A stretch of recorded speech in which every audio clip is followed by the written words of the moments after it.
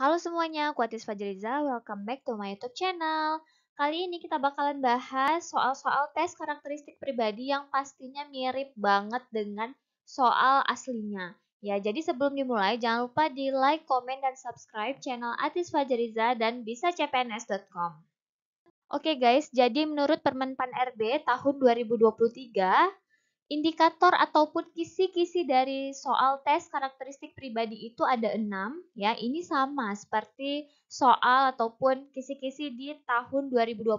Yang pertama ada pelayanan publik, kemudian yang kedua ada jejaring kerja, sosial budaya, teknologi informasi dan komunikasi, profesionalisme, dan juga anti radikalisme.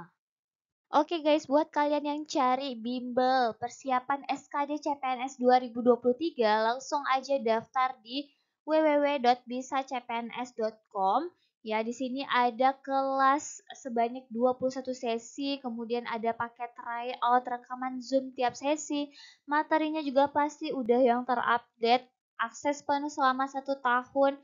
Kemudian mini quiz interaktif di Telegram dan teman-teman bisa konsul sepuasnya bersama mentor-mentor yang ada di bisacpns.com. Harganya itu udah sangat terjangkau ya. 199.000 aja udah dapat 21 kelas dan semua fasilitas ini ya teman-teman. Oh iya, jangan lupa pakai kode promo ATIS bisa 56 untuk mendapatkan potongan harga sebanyak Rp20.000.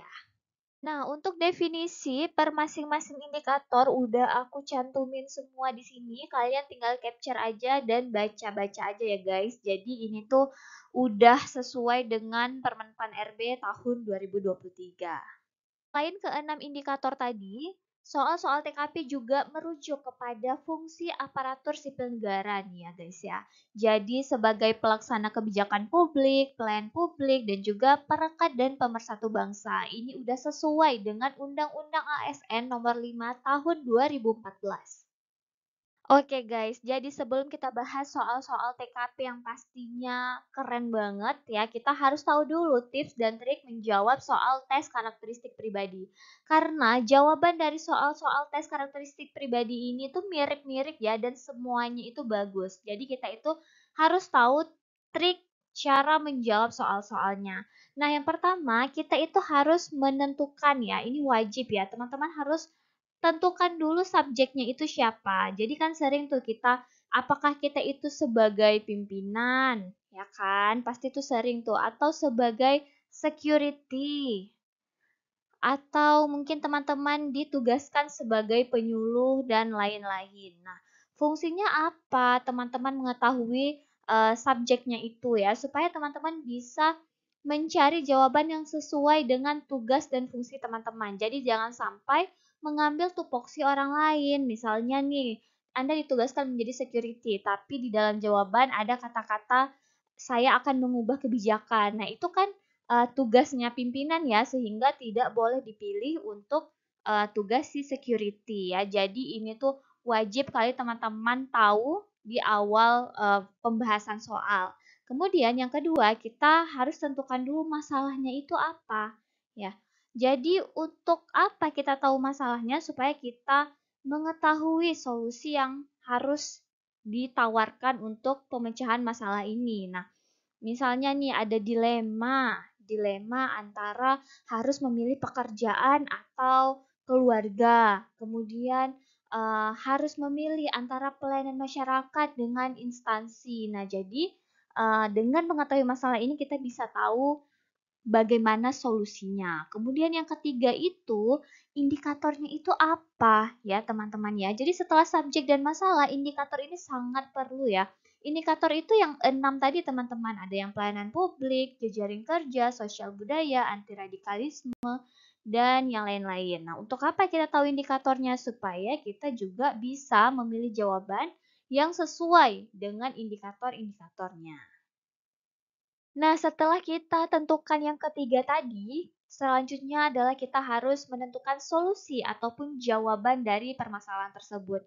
Nah, jawaban yang seperti apa yang harus kita pilih? Yang pertama harus win-win solution. Nah, win-win solution ini artinya dapat mengakomodir keduanya. Dapat mengakomodir kedua jawabannya. kedua masalah ya.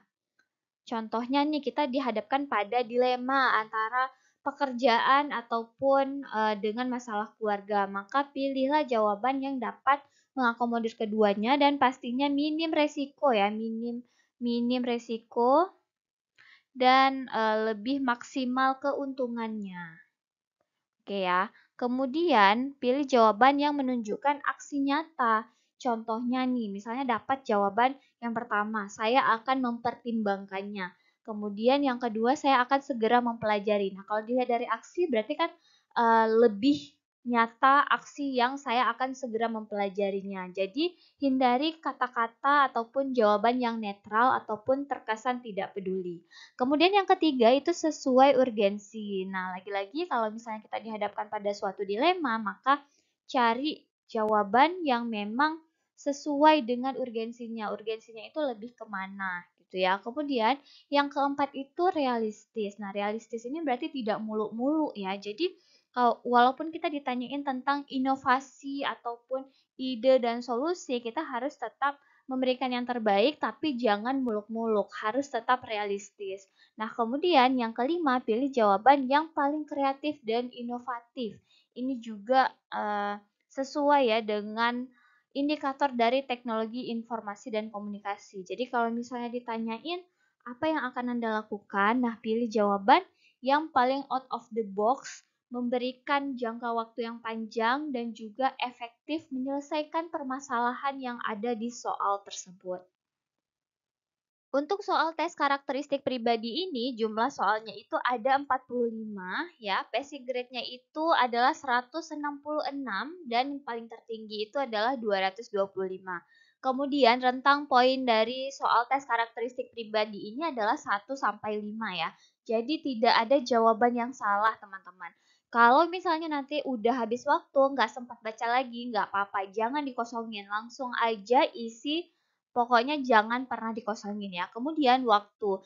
Nah, waktu pengerjaan ini adalah 100 menit untuk 110 soal. Ini bukan cuma TKP ya, tapi udah dengan TWK, TIU, dan juga TKP. Nah, kalau misalnya dibagi nih ya, kita itu cuma punya waktu sekitar 54 detik per soal. Sehingga teman-teman memang harus sering-sering latihan, membaca cepat, dan juga latihan soal supaya lebih terbiasa. Langsung aja soal yang pertama, saat ini Anda baru dimutasi ke kota lain di instansi tempat Anda bekerja. Kebetulan Anda ditunjuk sebagai koordinator dalam event peresmian yang akan dilaksanakan 2 minggu lagi. Sebenarnya Anda sudah cukup berpengalaman untuk menghandle dan memanage persiapan event yang serupa. Yang akan Anda lakukan bersama anggota tim lain adalah, nah di sini kita lihat ya, subjeknya itu sebagai koordinator ya, yang berarti kita itu sebagai ketua tim. Nah, kemudian setelah menentukan subjek, ya, subjek masalahnya itu apa? Masalahnya itu adalah kita harus menghandle ya sebuah event yang sebelumnya itu kita sudah cukup berpengalaman. Nah, apa yang harus kita lakukan bersama anggota tim? Nah, di sini kita setelah menentukan subjek dan masalah, kita tentukan lagi indikatornya. Nah, kalau dilihat-lihat dari ciri-ciri soalnya, ada kata-kata sebagai koordinator, kemudian ada kata-kata anggota tim, maka indikator dari soal ini adalah jejaring kerja. Ya, aku tulis JK, ini jejaring kerja. Nah, kalau kita tahu ini soal jejaring kerja, maka pilih jawaban yang menunjukkan kita itu mampu bekerja sama. Ya, aku tulis ya, bekerja sama, berkolaborasi, bersinergi, berdiskusi, pokoknya menunjukkan bahwasanya kita mampu bekerja sama dengan orang lain. Ya. Kalau kita lihat jawaban yang A, menerima gagasan baru yang sesuai dengan kultur masyarakat tempat Anda bekerja saat ini. Nah, menerima gagasan baru berarti kita itu mampu menerima pendapat ya dari orang-orang yang tempat kita bekerja saat ini. Nah, ini bagus ya, kita keep aja dulu. Kemudian yang B, menjalankan pelaksanaan event sesuai dengan rencana Anda sebagai koordinator. Nah, di sini cuma dibilang rencana kita sesuai koordinator. Kita tidak melibatkan orang lain ya, sehingga jawaban yang B ini kurang. Kemudian yang C, menyaring masukan, pendapat, dan gagasan dari anggota lain. Kemudian mengaplikasikannya yang dianggap sesuai. Nah, di sini kita sudah melibatkan anggota lain ya dengan menyaring masukan, pendapat, dan gagasan. Nah, sehingga ini bagus ya, kita keep. Kemudian yang D, memerintahkan anggota lain yang mempersiapkan karena masih baru di wilayah tersebut dan belum terbiasa dengan situasi di sana. Nah, di sini kita cuma memerintahkan anggota lain ya, sehingga sosok dari ataupun tupoksi dari pimpinan itu kurang dapat nih ya. Kemudian di sini kita juga disebutkan belum terbiasa sehingga menunjukkan bahwasannya kita tidak mampu beradaptasi sehingga ini juga kurang. Kemudian yang E, membiarkan anggota lain yang mempersiapkan event tersebut karena memang tugas koordinator mengamati jalannya acara. Nah, ini juga berarti dia itu cuma menyerahkan kepada anggota tanpa mau turun tangan ya. Jadi yang udah kita keep itu kan ada yang C dan ada yang A. Sehingga kalau kita lihat jawaban C dan A itu lebih lengkap dan lebih bagus yang C ya. Sehingga jawaban yang paling tepat itu adalah yang C. Yang C itu dapat 5 dan yang A ini dapat poin 4. Soal yang kedua, Satria Simanjuntak adalah seorang bersuku Batak yang dikenal dengan suaranya yang lantang. Karena tuntutan pekerjaan, Satria Simanjuntak baru dipindah tugaskan dari kota Medan ke kota Solo, di mana kantor barunya kebanyakan teman kerja dengan tutur kata bahasanya yang lembut. Di lingkungan kerjanya yang baru, sebaiknya Satria, nah subjeknya ini Satria adalah sebagai karyawan ya.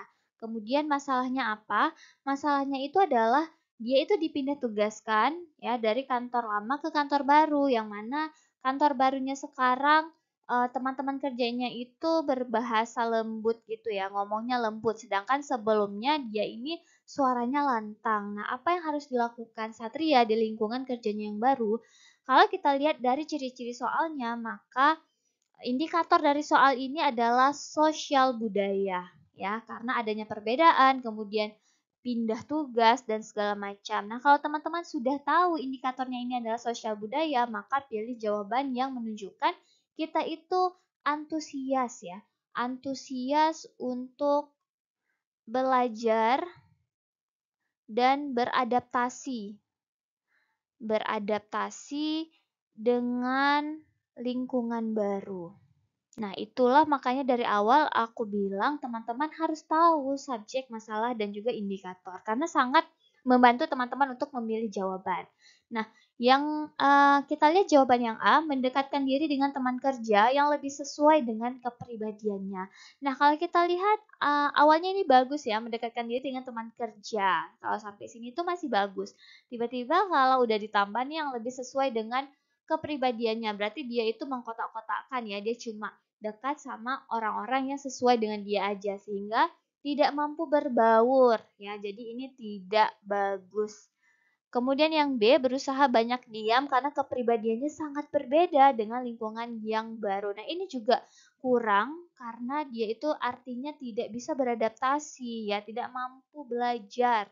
Kemudian yang C, menunjukkan identitas sukunya dalam lingkungan kerjanya yang baru untuk menunjukkan kekayaan budaya Indonesia. Nah, sekilas ini bagus ya, menunjukkan kekayaan budaya Indonesia, tapi kalau dikaitkan dengan konteks soal yang di atas, maka ini menunjukkan dia mempertahankan identitas sukunya. Dia itu tidak mau mencoba belajar dan beradaptasi sehingga jawaban yang C ini kurang. Kemudian yang D, tetap menjaga integritas. Nah, integritas ini udah bagus dengan mempertahankan kebiasaan suaranya yang keras. Nah, mempertahankan kebiasaan suaranya yang keras berarti dia itu tidak mampu beradaptasi. Jadi jawaban yang paling tepat itu adalah yang E ya, belajar berbicara lembut seperti teman-teman sekantornya. Nah, jawaban yang E ini mendapatkan poin tertinggi yaitu poin 5. Kemudian yang A dapat poin 4, yang dapat poin 3 itu adalah yang B, dan yang C itu dapat 2, dan yang D itu dapat poin 1. Nah, gimana? Gampang kan soal tes karakteristik pribadi? Soal yang ketiga, Anda bekerja di salah satu kementerian ESDM sebagai staf humas untuk mengembangkan salah satu program kerja yang telah disusun, yaitu pembagian rice cooker gratis. Anda bertugas untuk mempublikasikannya kepada masyarakat. Namun, dalam rangka perombakan kabinet atau reshuffle menteri, maka terjadi perubahan atasan di tempat Anda bekerja. Atasan Anda yang baru meminta untuk mengubah beberapa konsep program kerja tersebut agar lebih efisien. Sedangkan tim Anda sudah terlanjur mempublikasikannya kepada masyarakat. Sikap Anda sebagai tim humas adalah oke, jadi di sini kita sebagai staf humas ya untuk subjeknya. Nah, kemudian masalahnya itu apa? Masalahnya itu adalah perombakan kabinet sehingga program kerja yang sudah kita publikasikan kepada masyarakat harus diubah ya. Kemudian disebutkan di soal konsep program kerja ini diubah agar lebih efisien ya, sehingga bagus ya. Jadi, apa yang harus kita lakukan sebagai tim humas? Nah, untuk indikatornya apa? Kalau kita lihat dari ciri-ciri soalnya, ini menunjukkan bahwasanya indikatornya adalah jejaring kerja. Nah, jejaring kerja tunjukkan jawaban kita itu mampu berkolaborasi dan bekerja sama antar tim. Nah, kalau kita lihat dari jawaban yang A menjelaskan kepada atasan bahwa program kerja tersebut sudah dipublikasikan kepada masyarakat sehingga tidak memungkinkan apabila dilakukan perubahan konsep secara mendadak. Nah, ini berarti menunjukkan bahwasanya kita tidak menerima konsep program kerja tersebut ya. Kita kayak negosiasi gitu. Jadi sehingga tidak boleh ya teman-teman ya. Kemudian yang B, melakukan diskusi internal oleh tim humas agar dapat menyampaikan perubahan konsep program kerja karena perubahan ini dilakukan demi kelancaran jalannya program. Nah, di sini diskusi internal, oke, berarti ini udah menunjukkan indikator dari jejaring kerja, kita keep aja dulu. Kemudian yang C, meminta salah satu rekan Anda untuk menyampaikan kepada pimpinan bahwa program kerja tersebut sudah terlanjur dipublikasikan sehingga tidak memungkinkan apabila dilakukan perubahan konsep secara mendadak. Nah, ini juga enggak ya, berarti dia itu menolak adanya perubahan ya. Kemudian yang D, menolak dengan tegas keinginan pimpinan. Nah, ini juga nggak boleh ya teman-teman ya.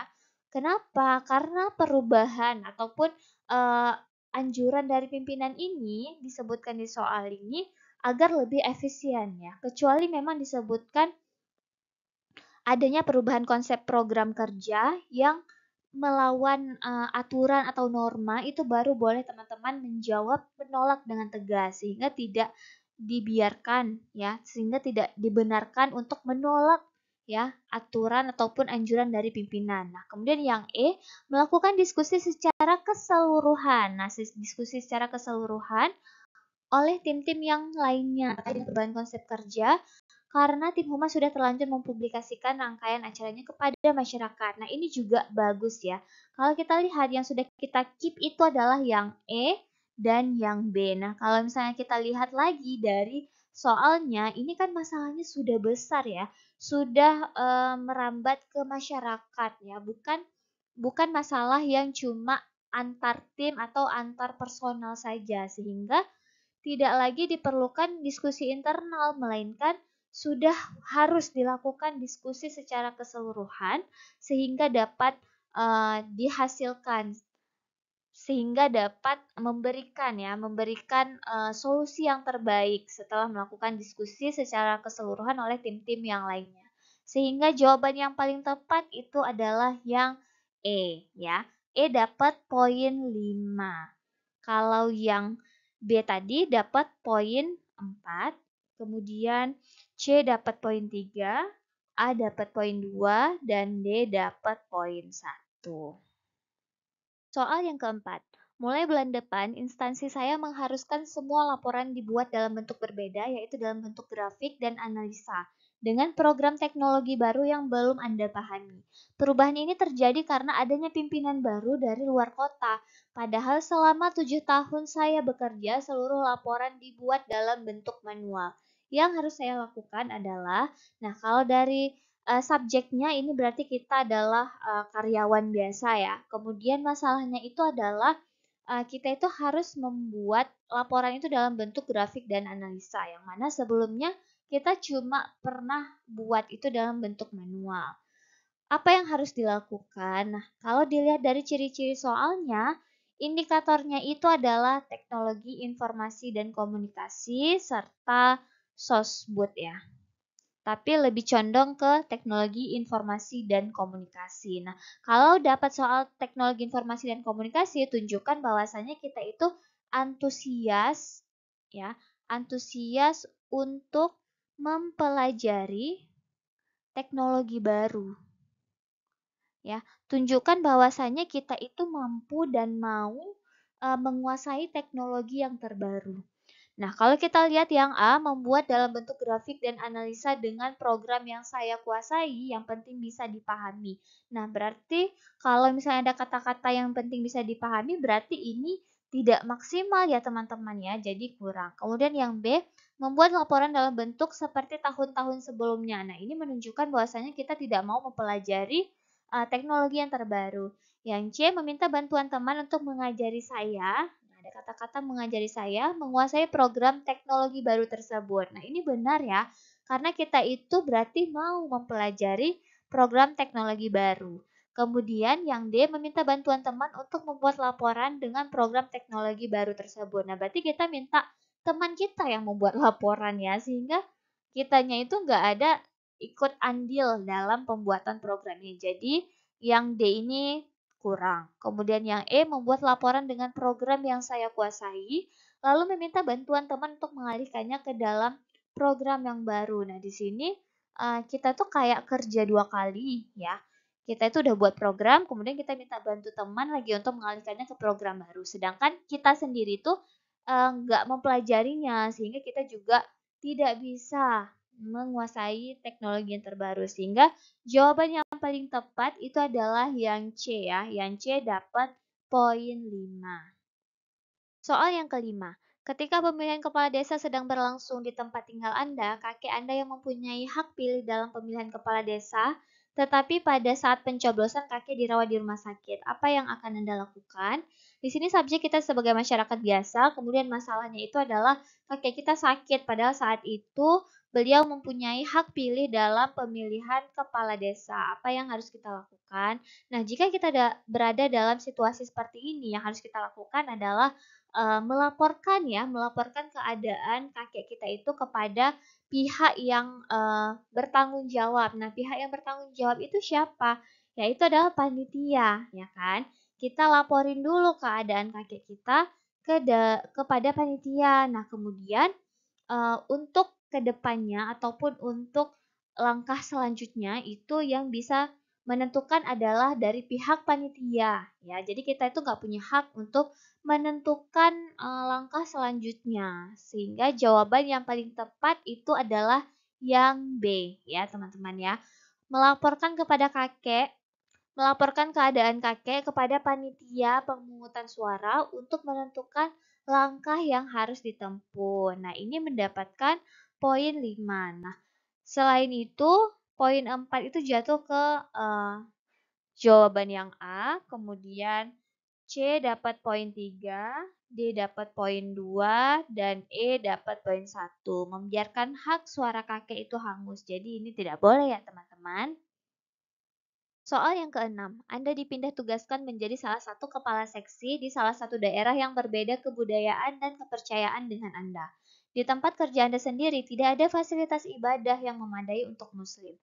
Dan hal ini juga sudah sering dikeluhkan oleh beberapa staf muslim. Sikap Anda adalah, nah di sini subjeknya kita sebagai kepala seksi ya teman-teman ya. Jadi masalahnya itu apa? Masalahnya adalah tidak ada fasilitas ibadah yang memadai untuk muslim dan ini juga sudah sering dikeluhkan. Nah, sehingga berarti masalah ini adalah masalah yang harus segera ditangani karena sudah mengganggu para staf muslim di instansi tersebut. Nah, apa yang harus kita lakukan sebagai kepala seksi ya? Kalau kita lihat jawaban yang A, membuat sebuah tempat yang digunakan untuk beribadah. Nah, ini kurang ya teman-teman. Kenapa? Karena ini tuh bukan tugas ataupun wewenang dari kepala seksi. Nah, kecuali disebutkan teman-teman itu menjadi owner ataupun direktur ya. Sedangkan Anda itu cuma sebagai kepala seksi sehingga ini tidak bisa dilakukan. Kemudian yang B, mendiskusikan dengan jajaran pimpinan untuk dicarikan solusinya. Nah, ini bagus ya, ini sesuai dengan topoksi kita. Kemudian ini juga udah melibatkan pimpinan yang lain dan juga kita udah berusaha untuk mencarikan solusinya. Kemudian yang C, menerima keadaan tersebut karena menyadari bahwa Anda berada di lingkungan yang mayoritas masyarakatnya non-muslim. Nah, ini terkesan pasrah ya dan tidak mau berinisiatif untuk memberikan solusi sehingga ini kurang. Kemudian yang D, bersifat toleran dan melakukan ibadah di ruangan agar tidak mengganggu rekan atau staf yang lain. Nah, ini bagus, udah bersifat toleran dan juga melakukan ibadah di ruangan. Nah ini bagus, tapi kalau misalnya dibandingkan dengan yang B, masih bagus lagi yang B.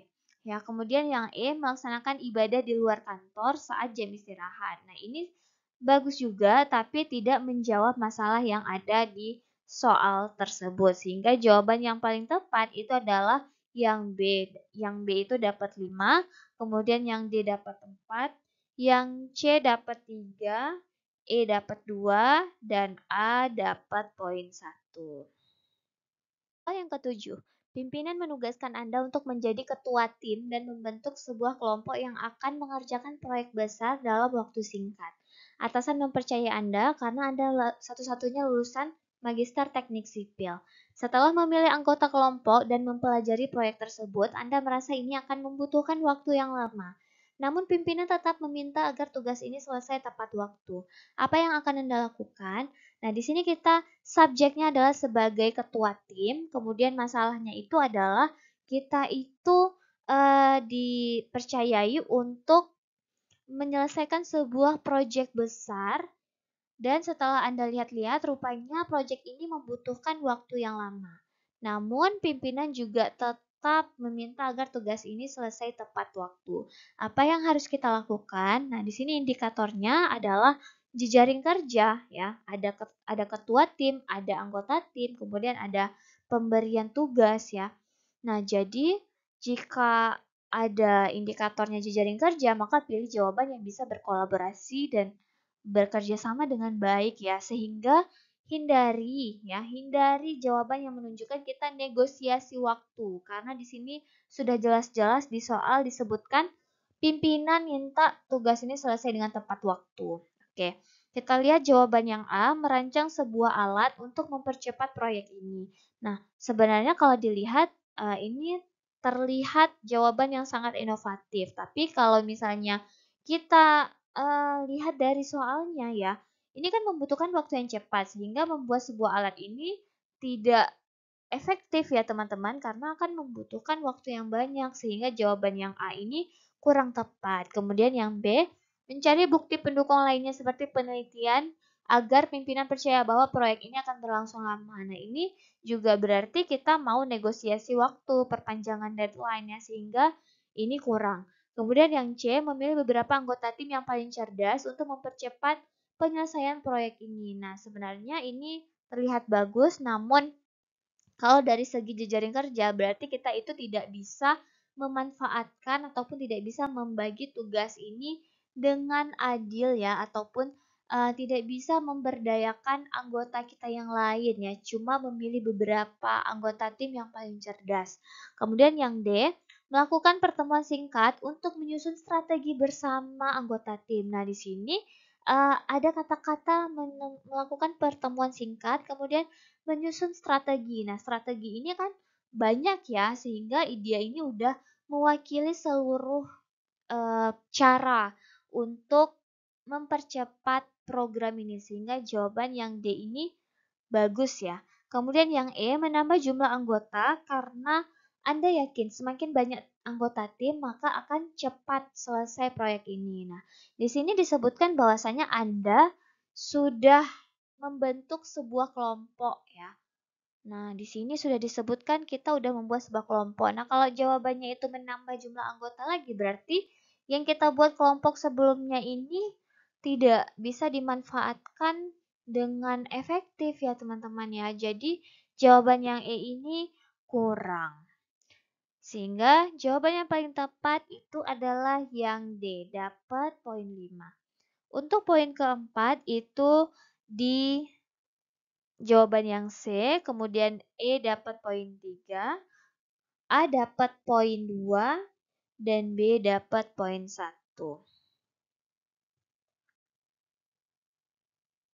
Soal yang ke-8. Siang ini Anda menerima panggilan untuk proses rekrutmen pada sebuah perusahaan.